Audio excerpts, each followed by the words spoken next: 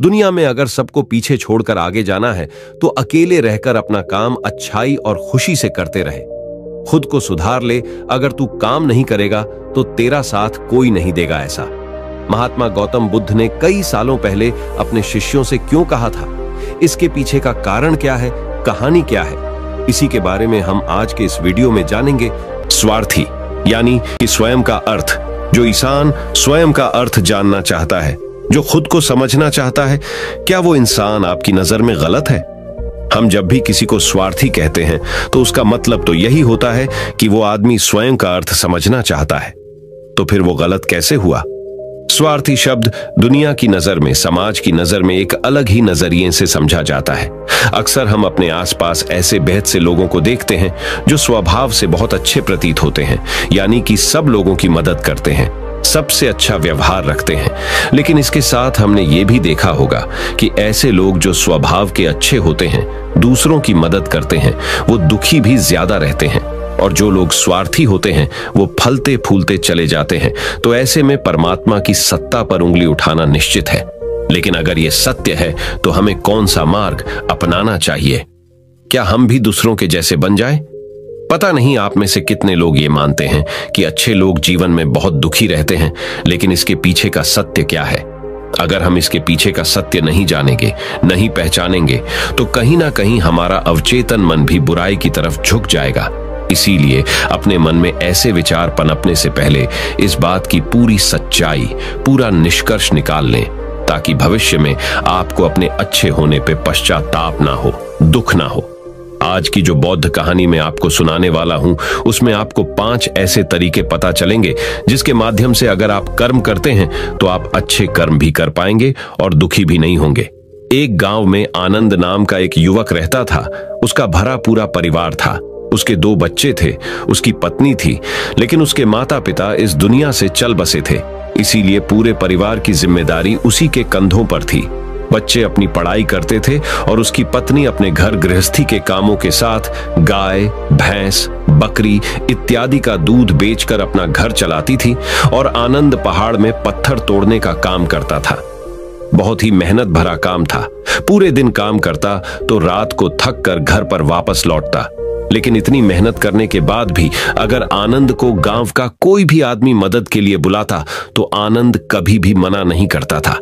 उसके जीवन का एक ही सिद्धांत था, अगर मैं दूसरों की मदद करूंगा तो परमात्मा मेरा साथ देंगे, परमात्मा मेरे साथ कुछ बुरा नहीं होने देंगे। आनंद अपने इस सिद्धांत का पालन बहुत ही कड़ाई के साथ करता था।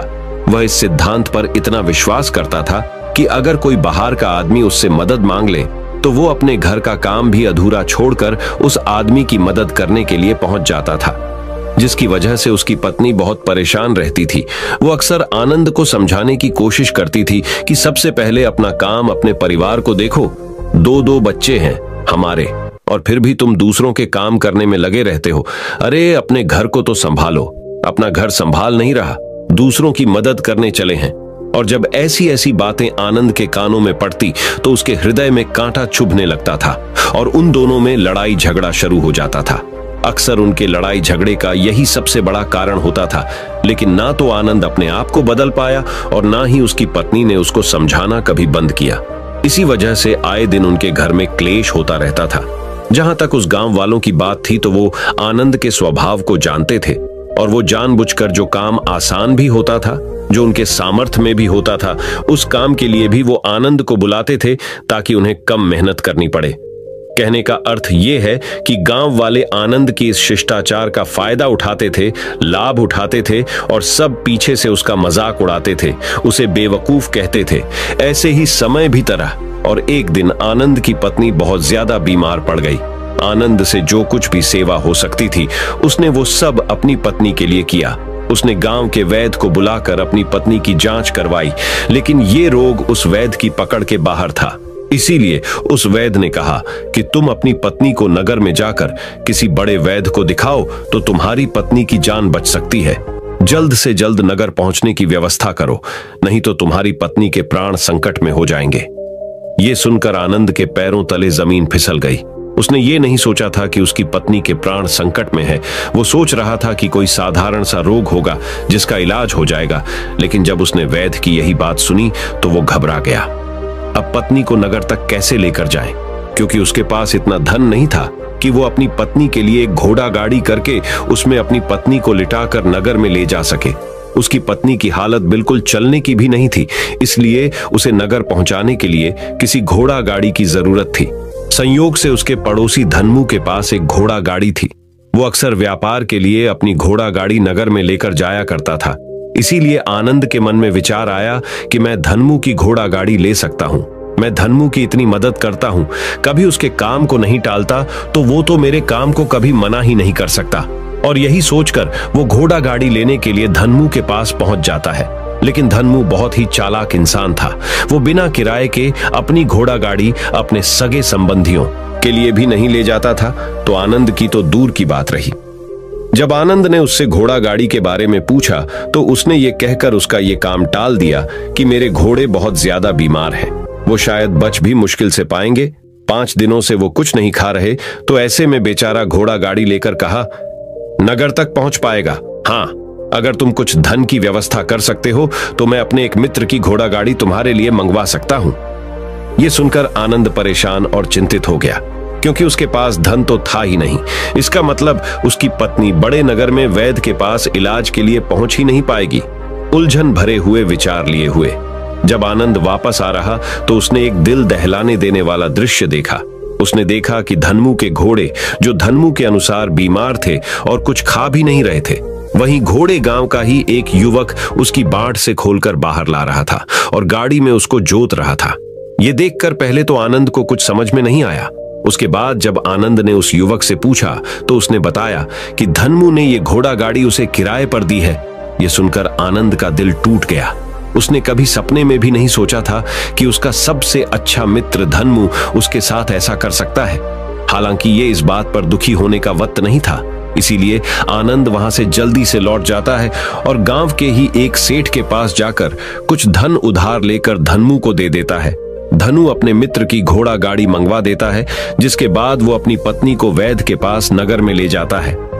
जब उसकी पत्नी का इलाज चल रहा था तो आनंद यही सोच रहा था कि एक वो दिन था जब धन्मू की बेटी बीमार हो गई थी और धन्मू यहां पर नहीं था, तो मैं पूरी रात वैद्य जी के पास उसके लिए बैठा रहा था।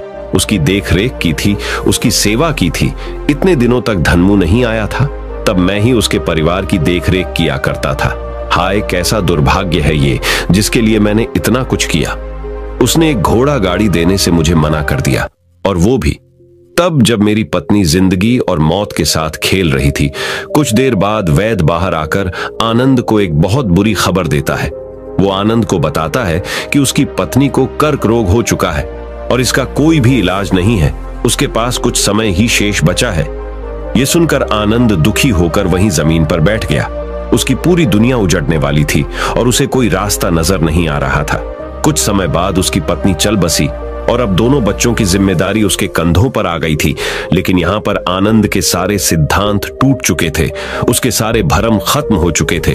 अब उसके दिमाग में एक ही बात थी कि अच्छा, कर्म करने से परमात्मा साथ नहीं देता, बल्कि जो बुरे लोग हैं वो लोग फलते फूलते हैं, और इस बात का मैं सबसे बड़ा गवाह हूं।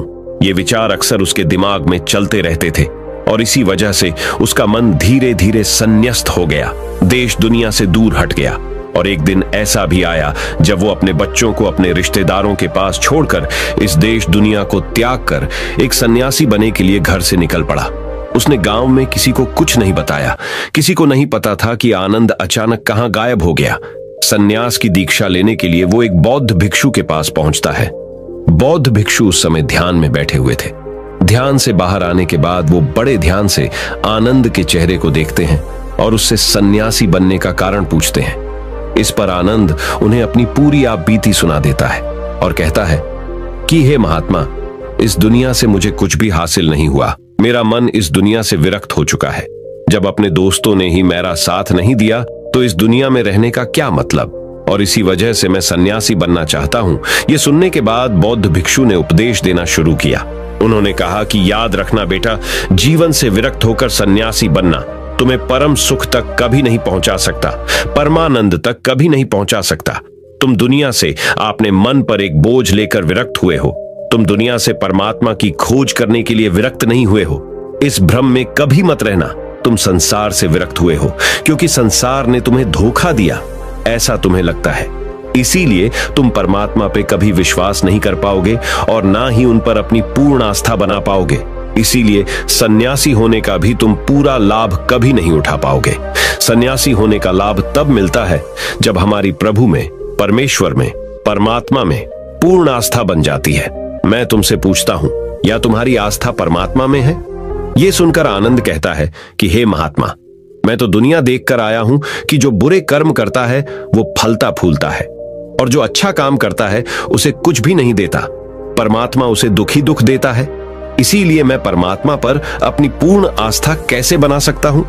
यह सुनकर उस बौद्ध भिक्षु ने कहा कि यही तो मैं तुम्हें समझाना चाहता हूं कि तुम पूरी ऊर्जा अपनी सन्यासी जीवन में लगाओ और उसके बाद भी तुम्हें फल प्राप्त ना हो तो तुम्हें कैसा लगेगा। इसीलिए किसी की भी मदद करने के लिए मैं 5 सिद्धांत तुम्हें बताता हूं। ये 5 सिद्धांत समझकर संसार में वापस लौट जाओ और संसार में एक ग्रस्त जीवन जियो। उसके बाद ही सन्यासी जीवन का उदय होता है। जब हम अपने ग्रस्त जीवन को पूर्ण रूप से समझ लेते हैं और अपनी जिम्मेदारियों का निर्वाह कर देते हैं। ये कहकर बौद्ध भिक्षु ने कहना शुरू किया कि जब भी तुम किसी की सहायता करते हो, किसी की मदद करते हो, तो उसमें सबसे पहली बात, सबसे पहला सिद्धांत जो ध्यान में रखने का होता है वो होता है कि किसी की मदद करते वक्त, किसी की सहायता करते वक्त कभी भी उससे उम्मीद मत रखना। ये मत सोचना कि आज मैंने इसकी सहायता कर दी, मदद कर दी, तो कल बदले में ये भी मेरी सहायता करेगा, मेरी मदद करेगा। अगर तुम ऐसा सोचोगे तो तुम्हें जीवन में दुखों का सामना करना ही पड़ेगा, क्योंकि एक नहीं तो दूसरा, या दूसरा नहीं तो तीसरा, कोई ना कोई तुम्हारी उम्मीद जरूर तोड़ेगा। और वास्तविकता में वो मदद या वो सहायता नहीं होती, वो हमारे लालच का ही एक रूप होता है। हम उसकी सहायता या मदद निर्भर तरीके से नहीं कर रहे हैं। हमारे मन में लालच का भाव है, हमारे मन में बदले का भाव है। हम ये सोचकर मदद करते हैं कि इसकी मदद कर देता हूं तो कल ये मेरा भी मदद करेगा, और यही लालच हमें अक्सर उन लोगों की मदद करने पर विवश करता है जो किसी ना किसी रूप में धनवान होते हैं, क्योंकि हमें लगता है कि कल ये आदमी धन के द्वारा मेरी मदद कर सकता है। और इसीलिए जिस इंसान को वास्तविकता में मदद की आवश्यकता है, हो सकता है वो गरीब हो, लेकिन हमारा मन अपने लालच के वशीभूत होकर उसकी मदद कभी नहीं करेगा। इसीलिए किसी की मदद और किसी की सहायता करने के अपने विचार को विस्तार दो। केवल एक प्रकार के वर्ग के लिए अपनी सहायता या अपनी मदद पेश मत करना, उन सब के लिए समान होनी चाहिए। जरा सोचो, एक तरफ तुम्हारा मित्र हो जिसके पास धन है, संपदा है, और दूसरी तरफ कोई गरीब औरत हो जो भूखी बैठी हुई है। तुम्हारा दोस्त तुमसे कहता है कि यार आज तो खाने के लिए अच्छे अच्छे पकवान मंगवा लो बाजार से, और दूसरी तरफ वो औरत तुमसे 2 सूखी रोटी मांग रही है, तो तुम किसकी मदद करोगे? कौन मदद का हकदार सबसे पहले है? सबसे पहले हमारा कर्तव्य बनता है कि उस औरत की भूख मिटाए, लेकिन अक्सर इंसान ऐसे नहीं सोचता। वो अपने दोस्त को तो खिला देगा, उसको तो बाजार से बहुत महंगी वस्तु मंगा के दे देगा, लेकिन किसी गरीब को उसकी भूख मिटाने के लिए पैसा या धन नहीं देगा। दूसरी बात जो ख्याल में रखने की है वो ये कि सहायता करते वक्त हमारा लालच कभी भी उसके साथ नहीं जुड़ना चाहिए। अक्सर हम जब किसी की मदद करते हैं तो हमारा लालच और हमारा स्वार्थ उसके साथ जुड़ा होता है, और हम अपनी भविष्य की योजना तैयार करके उस आदमी की मदद करते हैं। हम ये सोचते हैं कि अगर मैं इसका ये काम करेगा तो भविष्य में ये आदमी मेरा वो काम पूरा कर देगा, और वो सहायता, वो मदद बिल्कुल भी परमात्मा के द्वार को नहीं खटखटाती, क्योंकि वो लालच है। आप अपने आप को धोखा देने के लिए अपने लालच को एक सहायता, एक मदद का रूप दे रहे हैं। तीसरी बात जो ख्याल रखने की है वो ये कि अपने सामर्थ्य के हिसाब से दूसरे की मदद करो। कभी भी एक ग्रस्त आदमी को किसी की इतनी सहायता नहीं करनी चाहिए जिससे कि उसका परिवार और उसके बच्चे कष्ट में जीवन बिताएं। सबसे पहला फर्ज हमारा होता है अपने परिवार को सुखी रखना, उनकी जरूरतें पूरी करना, और उसके बाद दूसरों की मदद करना आता है। लेकिन कुछ लोग दूसरों की मदद पहले करते हैं और अपने परिवार को मदद कम देते हैं, जिससे कि परिवार में लड़ाई झगड़े आए दिन पनपते रहते हैं, और ये सब हम समाज में देखते रहते हैं। अपने आसपास। अगली बात जो ख्याल में रखने की होती है वो ये कि अपना कर्म, अपनी जिम्मेदारियां पहले निभानी होती है। हम अपना कर्म, अपना काम छोड़कर पहले दूसरों की मदद करने के लिए चले जाते हैं, और जब दूसरा बदले में हमारी मदद नहीं करता तो हमारा दिल दुखी हो जाता है। हम सोचते हैं कि मैंने तो अपना काम छोड़कर उस आदमी की मदद की थी और वो आदमी मेरी मदद ही नहीं कर रहा है। इसीलिए अपना कर्म सर्वोपरि, अपना कर्म सबसे ऊपर, क्योंकि वही काम करने के लिए इस दुनिया में हमारा जन्म हुआ है। और सबसे आखिर में जो बात समझने की है वो ये कि परमात्मा की मर्जी से ही सब कुछ होता है। हमारा कर्तव्य है अपने कर्म को करते जाना। करनी धरनी तो ऊपर वाले के हाथ में है, इसीलिए जो कुछ भी होता है सब ऊपर वाले पे छोड़ दो। अगर तुम्हें कोई धोखा भी देता है तो ये समझ के चलो कि वो सब ऊपर वाले की करनी होती है।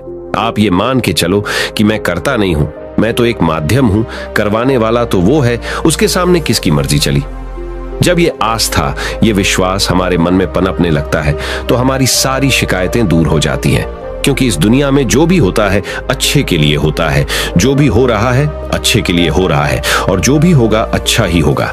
चाहे हमारी बुद्धि आज वर्तमान में इस सिद्धांत को ना समझ पाए, लेकिन जीवन में कभी ना कभी किसी ना किसी मोड़ पर आपको जरूर ये एहसास होगा कि जो हुआ था वो अच्छे के लिए ही हुआ था।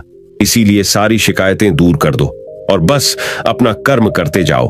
अपने ग्रस्त जीवन को पूर्ण रूप से जिलो और उसके बाद ही सन्यासी जीवन की नींव होती है। इसके बाद बौद्ध भिक्षु ने आनंद को कहा कि वापस अपने गांव लौट जाओ, अपनी बेटियों को वापस लेकर आओ, उन्हें पालो पोसो, अपने बच्चों को वापस लेकर आओ, दूसरी शादी कर लो, लेकिन बच्चों का पालन पोषण अच्छे तरीके से करो। यह सुनकर आनंद अपने बच्चों के साथ अपने गांव में वापस लौट आता है। गांव में किसी को खबर नहीं थी कि आनंद कहां पर गया हुआ था और वो क्या ज्ञान लेकर वापस लौटा है। लेकिन अगले दिन सुबह सुबह गांव वालों ने आनंद के चेहरे पर एक अलग ही चमक, एक अलग ही आभा पाई। तो इस कहानी से हमें यह सीख मिलती है कि दूसरों के पीछे भागने से अच्छा है अकेले रहकर अपने आप को सुधारो और अपनों का काम बड़े ही खुशी से करो, और शांत रहकर अपने आप की दिमाग की मनस्थिति को सुधारो। तो अब हम आपको बताएंगे कि शांत रहने के क्या क्या फायदे हैं। तो चलिए शुरुआत करते हैं। हर तरफ शोर शराबे और भाग दौड़ के बीच खामोशी की अपनी अलग ही खासियत है। आपने कई कविताओं में भी पढ़ा होगा कि मौन रहकर एक दूसरे की बात को समझना सबसे सुंदर संवाद है। लेकिन क्या आप ये जानते हैं कि चुप रहने के अपने शारीरिक और मानसिक फायदे भी हैं? विशेषज्ञ मानते हैं कि मौन यानी शांत रहने से व्यक्ति अधिक दिमागदार और उत्पादक बनने की ओर अग्रसर होता है। इससे उसके मानसिक और शारीरिक स्वास्थ्य दोनों में सुधार हो सकता है। मौन धारण करने का महत्व आज हम जिस युग में जी रहे हैं उसमें टेक्नोलॉजी एक महत्वपूर्ण भूमिका निभाती है। जहां लोग एकांत की खोज में लगे रहते, वो खुद को इन्हीं टेक्नोलॉजी को कहीं गुम कर देते हैं।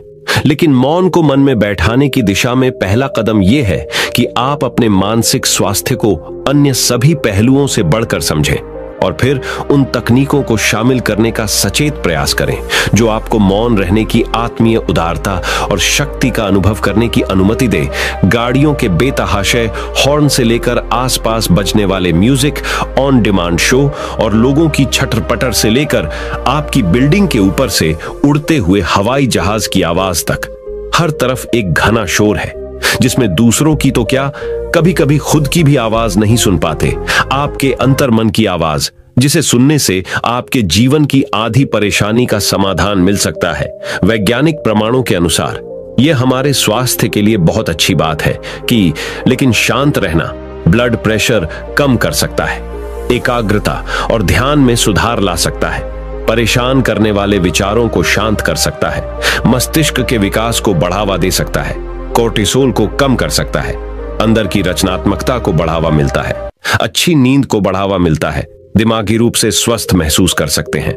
हालांकि यहां मौन रहने का मतलब परेशानी में भी चुप्पी साधे रहने से नहीं है, बल्कि अनावश्यक किसी भी शोर से दूर रहने और ध्वनि प्रदूषण से बचना है। मौन रहते हुए धीरे धीरे गहरी सांस लेने से और भी फायदे मिल सकते हैं। चुप रहना है अनेक समस्याओं का हल। तनाव घटाने और एकाग्रता बढ़ाने के लिए हम आपको अब 9 फायदे बनाएंगे। मेडिटेशन और ध्यान लगाना खुद को शांत करने और तनाव घटाने का एक बेहतरीन तरीका है। आपने ध्यान दिया होगा कि हर धर्म और संस्कृति में शांत और मौन रहने को महत्व दिया गया है। चाहे आप इसे धार्मिक नाम दें या जीने का एक तरीका माने, लेकिन दिन भर में कुछ समय तक शांत रहना आपके स्वास्थ्य के लिए बहुत फायदेमंद साबित होता है। कई साइकोलॉजिस्ट भी कॉन्फिडेंस बढ़ाने, कंसंट्रेशन बढ़ाने, मन की शांति और पॉजिटिव थिंकिंग के लिए कुछ मिनट मौन धारण करने की सलाह देते हैं। जब हम कुछ समय मौन या चुप रहते हैं तो हमें खुद से बात करने का मौका मिलता है। हम चिंतन मनन करते हैं, जिससे हमारा मन शांत होता है, दिमाग रिलैक्स रहता है और हमारा दिमाग नई ऊर्जा और विचारों से भरता है। चलिए आपको बताते हैं चुप या मौन रहने के 9 फायदे। पहला फायदा, दिमाग बेहतर काम करता है। एक रिसर्च के मुताबिक अगर हम दिन भर में कुछ मिनट शांत रहते हैं तो हमारा दिमाग रिचार्ज होता है और बेहतर काम करता है। इसके लिए दिन भर में सिर्फ 3 मिनट चुप रहने से शुरुआत करें। ऐसा करने से आप देखेंगे कि आपका दिमाग ठंडा तो रहता ही है, आपके व्यक्तिगत रिश्तों में भी सुधार होता है। दूसरा फायदा, तनाव वाले हार्मोन नियंत्रित होते हैं। आज के दौर में हर तरफ शोर ही शोर है, इसकी वजह से दिमाग में तनाव पैदा होना लाजमी है। ऐसे में अगर आप हर रोज कुछ देर मौन रहने की प्रैक्टिस करते हैं तो इससे आपके तनाव पैदा करने वाले हार्मोन के लेवल में कमी आती है। इससे आपका दिमाग शांत होता है, गुस्सा नियंत्रित रहता है और तनाव बढ़ाने वाले हार्मोन्स का लेवल घटता है। तीसरा फायदा, ब्रेन सेल्स बनती है। अक्सर तनाव, स्ट्रेस, एंजाइटी और लगातार बोलते रहने और शोर शराबे के चलते हमारे दिमाग की कोशिकाएं मरने लगती हैं। ऐसे में कुछ देर मौन रहने से हमारे दिमाग की सेल्स दोबारा बनती है और उनका पुनः निर्माण हमारे दिमाग की शक्ति बढ़ाता है। इससे हमारी एकाग्रता बढ़ती है और दिमाग तेज होता है। चौथा फायदा, क्रिएटिविटी बढ़ती है। जब हम दिन भर की उलझनों में उलझे रहते हैं, इस वजह से हम शांत होकर सोचने समझने की क्षमता खोने लगते हैं। इस वजह से हमारी क्रिएटिविटी खत्म होने लगती है। जब हम कुछ देर मौन रहते हैं तो हमारे दिमाग की नई नई क्रिएटिविटी उभर कर सामने आती है। हम में सोचने समझने और सुनने की क्षमता बढ़ती है और हम कुछ नया कर पाते हैं। पांचवा फायदा, परिस्थितियों का सामना बेहतर ढंग से करते हैं। एक रिसर्च में पाया गया है कि जो लोग मौन रहने की आदत डालते हैं वो मुश्किल और तनावपूर्ण परिस्थितियों से बेहतर ढंग से निकल पाने में सक्षम होते हैं।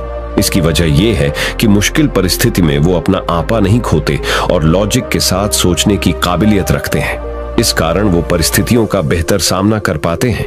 छठा फायदा दिमाग के लिए है ये एक्सरसाइज। हमारे शरीर का सबसे जटिल हिस्सा दिमाग होता है। ये पूरे शरीर को चलाता है और ये हमारे सभी इमोशंस को कंट्रोल करता है। ऐसे में जरूरी है कि हम अपने दिमाग को भी व्यायाम करवाएं। जिस तरह शरीर को मजबूत बनाने के लिए शारीरिक व्यायाम जरूरी है, उसी तरह दिमाग को मजबूत बनाने के लिए उनकी ताकत बढ़ाना जरूरी है। मौन रहना दिमाग के लिए एक व्यायाम जैसा ही है और इससे दिमाग की मांसपेशियां तंदुरुस्त रहती हैं। सातवां फायदा, पॉजिटिव विचारों का संचार। मौन रहना हमारे दिमाग को पॉजिटिव विचारों से भरता है। जब हम दिमाग को बाहरी शोर शराबे से दूर करते हुए कुछ समय खुद पर केंद्रित करते हैं तो हम अपने आसपास की अच्छाइयों को बेहतर ढंग से देख और समझ पाते हैं। इसके साथ ही हम अपने आसपास और खुद के भीतर की अच्छाइयों को अप्रिशिएट कर पाते हैं। इसीलिए कुछ समय मौन रहते हुए खुद को समझना, अपने भीतर झांकना और अपने बारे में समझना एक बेहतरीन प्रैक्टिस है। आठवां फायदा, एक अच्छे श्रोता और समीक्षक। चुप रहना और कुछ समय तक खुद को स्थिर रखना आपको एक अच्छा श्रोता और समीक्षक बनाता है। ऐसा इसलिए क्योंकि जब आप चुप रहते हैं तो आप बोलने की बजाय अधिक से अधिक सुनते हैं और उसका विश्लेषण कर पाते हैं। इससे आप पूरे तर्क और वितर्कों को जानने के बाद सही फैसला ले पाते हैं। आप सभी पक्षों को सुनते, समझते और डिसीजन ले पाते हैं। चुप रहना आपके दिमाग को शांत करता है और आपको लॉजिकल समीक्षक बनाता है। नौवां फायदा, कैसे रखें खुद को। कुछ मिनटों के लिए मौन रहने के लिए लोग बहुत तरीकों का सहारा लेते हैं। कुछ भगवान के नाम का जाप करते हैं, कुछ आपके कृत्यों का विश्लेषण करते, वहीं कुछ लोग माइंडफुलनेस प्रैक्टिस अपनाते हैं। चलिए आपको बताते हैं खुद से जोड़ते हुए मौन धारण करने के कुछ आसान तरीके।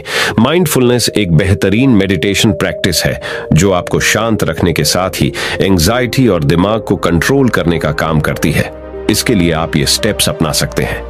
पहला स्टेप, सबसे पहले आराम की अवस्था में बैठ जाएं और अपनी आंखों को रिलैक्स करते हुए मूंद लें। दूसरा स्टेप, अब अपनी सांसों पर पूरा ध्यान केंद्रित करें। अपनी सांस के उठने और गिरने की गति पर ध्यान दें और अपना दिमाग बाहरी शोर से दूर सिर्फ और सिर्फ अपनी सांसों पर केंद्रित करें। तीसरा स्टेप, अपनी सांसों पर ध्यान देना आपके पूरे शरीर को शांत करता है, दिमाग में रक्त संचार बढ़ाता है और तनाव दूर करने में मददगार होता है। चौथा स्टेप, खुद को शांत करते हुए अपने पूरे शरीर को अंदर ही अंदर स्कैन करना भी फायदेमंद साबित होता है। इससे आपको अपने शरीर के बारे में बेहतर समझ में आता है। इससे आपके दिमाग और शरीर के बीच में बेहतर संबंध स्थापित होता है। हम उम्मीद करते हैं कि ये जानकारी आपके काम आएगी। तो चलिए जानते हैं हमारे शब्दों में कितनी ताकत होती है एक कहानी के माध्यम से। तो चलिए उस कहानी की शुरुआत करते हैं। जो लोग बुद्धिमान हैं वह ये जानते हैं कि शब्द हथियार की तरह होते हैं, जिनसे किसी को भी बचाया जा सकता है या किसी को भी मारा जा सकता है। अब आप सोच रहे होंगे कि शब्दों से किसी को मारा कैसे जा सकता है। तो जरा सोचिए, ज्यादातर आत्महत्याओं के पीछे किसका कारण होता है? किसी के पति ने कुछ कहा, किसी के पिता ने कुछ कहा और उन लोगों ने आत्महत्या कर ली। ये आत्महत्या किसके कारण हुई? वो पीड़ित के मन को इतना दुखी कर गए कि उसके मन से वो दुख सहना और ज्यादा बर्दाश्त करना नामुमकिन हो गया और इसी वजह से उन्होंने आत्महत्या कर ली। ऐसे ही आपके शब्द किसी को नया जीवन प्रदान कर सकते हैं। जब कोई आदमी उदास होता है या दुखी होता है तो आपके शब्द उसमें एक नया जोश, एक नया उत्साह भर सकते हैं और एक हारा हुआ आदमी अपने जीवन में एक नई शुरुआत कर सकता है, सिर्फ शब्दों के माध्यम से, हमारी वाणी के माध्यम से। तो अब तक आप ये तो समझ ही गए होंगे कि हमारे शब्द हमारे जीवन को किस तरह निर्धारित करते हैं, शब्दों में कितनी ताकत होती है और किसी से बात करते वक्त हमें कितनी सावधानी से अपने शब्द सुनने चाहिए। आज की जो बौद्ध कहानी मैं आपको सुनाने वाला हूं, उसमें आपको सीधे सीधे तौर पर कुछ ऐसे तरीके पता चलेंगे, कुछ ऐसी परिस्थितियां पता चलेंगी जहां पे आपको हमेशा चुप रहना चाहिए। कुछ परिस्थितियों में अगर आप कुछ नहीं बोलेंगे तो वही आपके लिए सबसे ज्यादा बेहतर होगा। इससे पहले कि आप इस कहानी में खो जाएं, इस चैनल को सब्सक्राइब जरूर कर लें। तो चलिए कहानी शुरू करते हैं। एक बार की बात है, एक युवा लड़का एक बार एक बौद्ध भिक्षु के पास पहुंचा। वो काफी परेशान लग रहा था और उसने बौद्ध भिक्षु से जाकर पूछा कि हे महात्मा, मैं अपने आप से परेशान हूं, अपने आप से दुखी हूं। बाहरी रूप से मुझे कोई दुख नहीं है, मैं धन धान्य संपन्न हूं, मुझे कोई शारीरिक रोग भी नहीं है, लेकिन मैं खुद से परेशान रहता हूं, अपने मन से परेशान रहता हूं। अक्सर मेरी बातों को मेरा कोई भी दोस्त गंभीरता से नहीं लेता है और ना ही मेरे परिवार के लोग मेरी किसी बात को गंभीरता से लेते हैं। मैं जो कुछ भी सलाह देता हूं, या तो वह उसे मजाक में उड़ा देते हैं या फिर उसे गंभीरता से लेते ही नहीं है। मेरी बातों को कोई गंभीरता से क्यों नहीं लेता है? क्यों मेरी बातों पर कोई अमल नहीं करता? क्यों मेरी बातों में कोई रुचि नहीं दिखाता? क्या कारण है? कृपया मुझे बताने का कष्ट करें और मेरे मन के इस दुख को दूर करें। यह सुनकर बौद्ध भिक्षु ने कहा कि आज सुबह मैं चालित ध्यान करके वापस आ रहा था। रास्ते में कुछ कौवे कांव कांव कर रहे थे और वहीं पर जब मैं चलता हुआ कुछ दूर आया तो मुझे एक मोर की मधुर आवाज सुनाई दी। ये सुनकर अचानक मेरे मन में ख्याल आया कि कौवे कितना कांव कांव करते हैं, कितना बोलते रहते हैं, लेकिन कोई भी प्राणी कौवे की आवाज को पसंद नहीं करता। मोर हमेशा सही परिस्थिति के हिसाब से बोलता है। जब भी बारिश होने वाली होती है और बादल गरजते हैं और बारिश होने की आशंका होती है, ऐसे में मोर अपनी मधुर आवाज में गाता है जो सभी को प्रिय होता है, सभी को अच्छा लगता है। ऐसे ही अगर इंसान सही परिस्थिति के हिसाब से सही शब्द बोले, सही वाणी बोले, तो वही वाणी दूसरों के लिए संगीत हो जाती है, संगीत बन जाती है और दूसरे लोग तुमसे सम्मोहित हो जाते हैं और वहीं पर तुम्हें सब लोग गंभीरता से लेने लगते हैं। और दूसरी तरफ अगर तुम यूं ही बेफिजूल ऐसे ही बोलते रहते हो, बिना किसी बात के बोले चले जाते हो, तो फिर तुम्हें कोई गंभीरता से नहीं लेता। तुम उस कौवे की भांति हो जाते हो जिसकी वाणी कोई पसंद नहीं करता और बाद में तुम्हें दुख होता है कि तुम्हें कोई गंभीरता से क्यों नहीं लेता। इसीलिए अपने शब्दों को बेहद बुद्धिमानी के साथ इस्तेमाल करना सीखो। अगर तुम नहीं सीखोगे तो समाज में तुम्हें कोई सम्मान या कोई गंभीरता से नहीं लेगा। यह सुनकर वो युवा लड़का बोला कि हे महात्मा, मैं जानता हूं कि मैं ज्यादा बोलने की बीमारी से ग्रस्त हूं, मुझे इतना नहीं बोलना चाहिए, लेकिन मैं अपने आप पे काबू नहीं रख पाता और ना ही मैं इतना बुद्धिमान हूं कि मैं अपने शब्दों को नाप तोल कर बोल सकूं। मैं तो किसी से बात करते वक्त इतना सोचता भी नहीं कि मुझे अपने शब्द किस तरह इस्तेमाल करने हैं। कृपया करके कुछ ऐसी परिस्थितियां बता दीजिए जहां पर मुझे कम बोलना है या फिर बोलना ही नहीं है, हमेशा चुप रहना है। अगर आप मेरा ऐसे मार्गदर्शन कर सकते हैं तो मेरा जीवन आसान हो जाएगा और मुझे ज्यादा दिमाग या अपनी बुद्धि लगाने की भी जरूरत नहीं पड़ेगी। ये सुनकर बौद्ध भिक्षु ने मुस्कुराते हुए कहा कि बेटा, वैसे तो इंसान को हर परिस्थिति में सोच समझकर ही बोलना चाहिए, लेकिन अगर वो हमेशा होश में नहीं रह पाता है, ध्यान में नहीं रह पाता है, तो मैं तुम्हारे दैनिक जीवन की कुछ ऐसी परिस्थितियां बता रहा हूं जहां पर तुम्हें हमेशा चुप रहना है। अगर तुम ऐसी जगहों पर कुछ बोलोगे तो जहां तुम्हारा अपमान ही होगा या फिर तुम्हें कोई गंभीरता से नहीं लेगा। सबसे पहली जगह है, या यूं कहे ऐसी परिस्थिति जहां पर इंसान को हमेशा चुप रहना चाहिए, वो है जब किसी ऐसे विषय के बारे में बातचीत हो रही हो जिसके बारे में आपको कोई जानकारी ही नहीं है। तो ऐसी परिस्थिति में व्यर्थ में बीच में टांग अड़ाना, अपना ज्ञान देना, व्यर्थ का ज्ञान, आपको कुछ पता नहीं है लेकिन फिर भी आप अपना ज्ञान देने के लिए उत्सुक हैं, तो ऐसी जगह पर आपका अपमान ही होगा। जरा तुम खुद सोचो, जब कोई बीमार आदमी अपनी बीमारी के बारे में चर्चा कर रहा हो और आपको उस बीमारी के बारे में कोई भी ज्ञान नहीं है, लेकिन फिर भी आप व्यर्थ में, बेकार में उसे ऐसी ऐसी औषधियों बता रहे हैं जिनका उसकी बीमारी से कोई तालमेल ही नहीं है, तो ऐसे में आप अपनी प्रतिष्ठा अपने हाथों से खो रहे होते हैं और आपको पता ही नहीं होता। ऐसी परिस्थिति में आदमी को हमेशा सुनना चाहिए। ध्यान से सुनना भी एक कला होती है। अगर आप सुनने का दिखावा करेंगे तो कहीं ना कहीं सामने वाले आदमी को ये एहसास हो जाता है कि ये मेरी बात पूरे ध्यान से नहीं सुन रहा है। इसीलिए जब आपको किसी विषय के बारे में पूरी तरह से जानकारी ना हो तो वहां पर केवल अपने कान लगाना ही ज्यादा महत्वपूर्ण होता है, ज्यादा जरूरी होता है।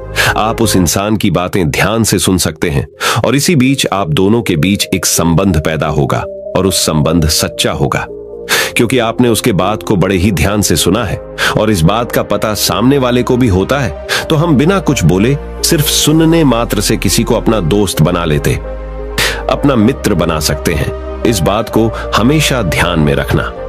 दूसरी जगह जहां इंसान को हमेशा चुप रहना चाहिए वो है खाना खाते वक्त। खाना इंसान को हमेशा चुप रहकर खाना चाहिए, मौन रहकर खाना चाहिए। महात्मा बुद्ध और उनके भिक्षु हमेशा चुप रहकर भोजन करते हैं, शांत भाव से भोजन करते हैं, परिपूर्ण होकर भोजन करते हैं, पूरी तरह से करते हैं, एक एक टुकड़े का स्वाद लेकर भोजन करते हैं। और ऐसा भोजन जब आपके शरीर में पहुंचता है तो वो आपके अंग अंग तक ऊर्जा पहुंचाता है। अक्सर हम भोजन करते वक्त कुछ ना कुछ बोलते रहते हैं, कुछ ना कुछ सुनते रहते हैं, लेकिन मौन रहकर पूरा स्वाद लेकर उस भोजन को कभी नहीं करते। हम उस भोजन को करते वक्त आधे अधूरे ही रहते हैं और इसीलिए हमारा शरीर रोगों से ग्रस्त हो जाता है। जरा तुम खुद सोचो, बौद्ध भिक्षु हमेशा भिक्षा लेकर भोजन करता है और भिक्षा भी कितनी बिल्कुल मामूली सी, और वो भी एक वक्त। तो एक वक्त भोजन करने के बाद भी वो इतने स्वस्थ रहते थे, इतने उत्साह, जोश और आनंद से भरे होते थे। और हम तो इतना खाना खाते हैं, इतने सारे भोजन की सामग्री हमारे लिए उपलब्ध होती है, लेकिन हमारे शरीर में कोई ऊर्जा नहीं होती। इसका सबसे बड़ा कारण होता है कि हम अपना भोजन होश में नहीं करते हैं, परिपूर्ण होकर नहीं करते हैं, मौन रहकर नहीं करते हैं। इसीलिए अपना भोजन हमेशा मौन रहकर ही करो।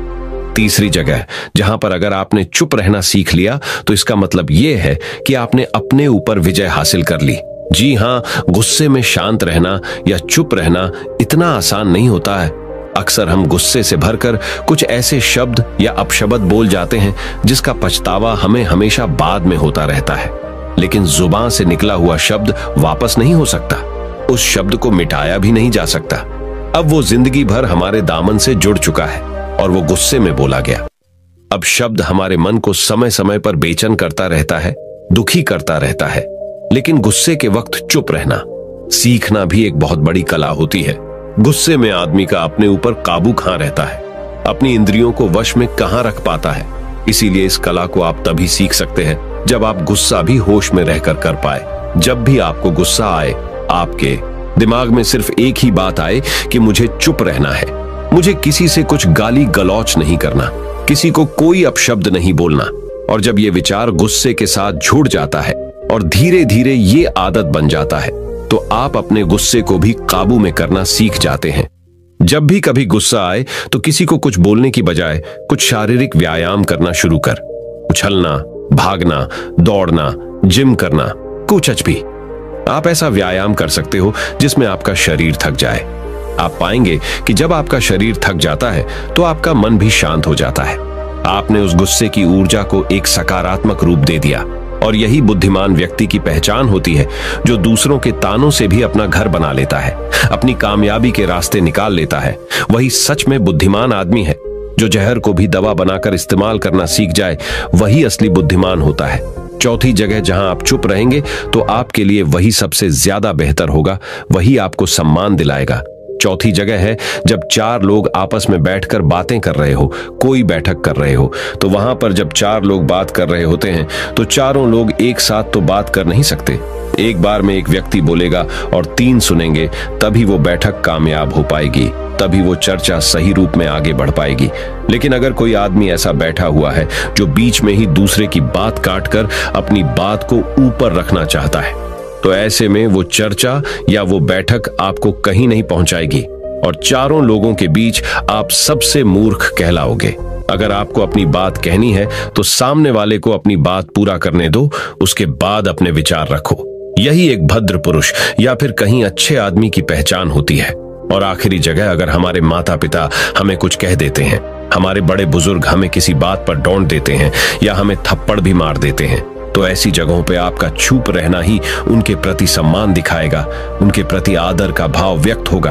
अगर आप उनके सामने उनका विरोध कर देते हैं, उनका प्रतिरोध कर देते हैं, तो वो गुस्सा तो थोड़ी देर बाद शांत हो जाएगा, लेकिन वो कही गई बात, वो विरोध किया हुआ शब्द या फिर कुछ भी उल्टा सीधा हमेशा आपके मन को सताएगा और आपके माता पिता को हमेशा यही लगेगा कि आज ये हमारी इज्जत नहीं करता, आज ही हमारी बात नहीं मानता, क्योंकि ये कमाने लग गया है, ये बड़ा आदमी बन गया है। ऐसी ऐसी बातें उठेंगी, ऐसे ऐसे तंज कसे जाएंगे। इसीलिए ऐसी जगह पे आप मौन रहिए, चुप रहिए, कुछ मत बोलिए, अपने गुस्से को अपने अंदर ही पी लीजिए, कुछ व्यायाम कर लीजिए, भाग लीजिए, दौड़ लीजिए, आपका मन अपने आप शांत हो जाएगा। आखिर में बौद्ध भिक्षु ने अपनी बात को खत्म करते हुए कहा कि कम शब्दों में अपनी भावनाओं को उतारना सीखो। शब्द हथियार की तरह होते हैं। बोलो तो होश में बोलो, ध्यान में बोलो। जीवन शैली ऐसी बना लो कि आप जब भी बोलो पूरे होश में रहकर बोलो, पूरे आनंद के साथ बोलो, पूरे प्रेम के साथ बोलो। ऐसी वाणी बोलो जो दूसरे के दिल को ठंडक पहुंचाती हो, दूसरे के मन को भी शांत कर देती हो, और वो तभी संभव है जब आप प्रतिपल होश में रहकर बोले। इसके बाद वो युवा लड़का बौद्ध भिक्षु के सामने नतमस्तक हो गया और उनको प्रणाम करते हुए अपने घर वापस लौट गया।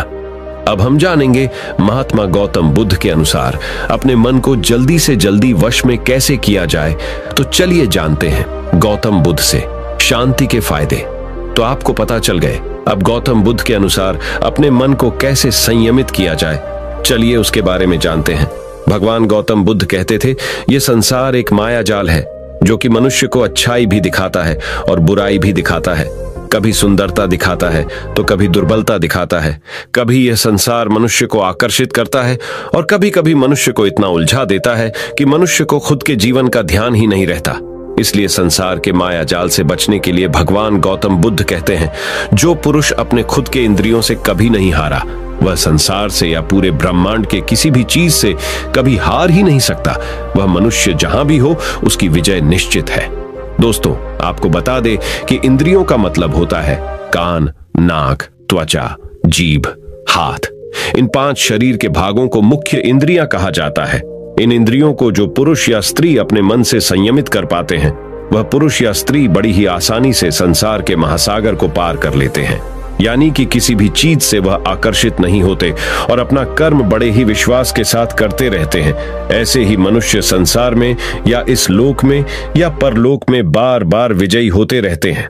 तो चलिए जानते हैं कि हमारे मन को कैसे वश में किया जाए ताकि हम इस संसार के माया जाल में फिर से ना फंसे।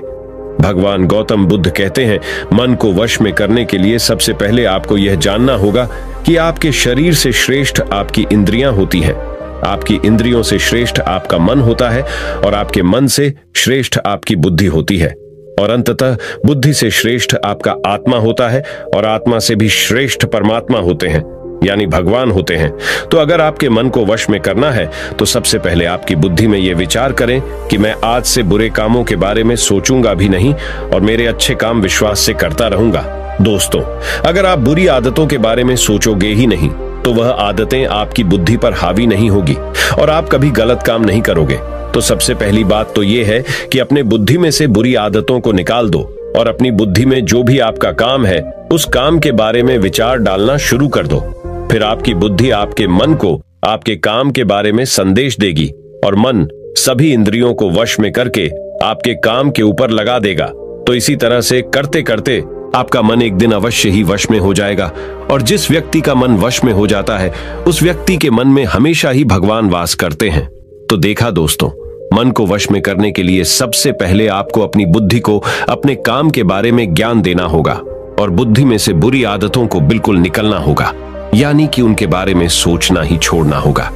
तब जाकर आप अपने मन को वश में अवश्य ही कर पाओगे और जब आप पूर्णतः आप अपने मन को वश में कर लोगे तब आपके लिए सुख दुख सर्दी गर्मी और मान अपमान सब एक जैसा होगा और आप इस दुनिया के माया से परे हो जाओगे। आपको कोई भी चीज आकर्षित नहीं कर पाएगी, उल्टा आपसे ही लोग आकर्षित होंगे और आप जैसा भी काम करते हैं लोग भी आपको देखकर वैसा ही काम करेंगे और लोगों को आप एक आकर्षित और बुद्धिमान मनुष्य लगोगे।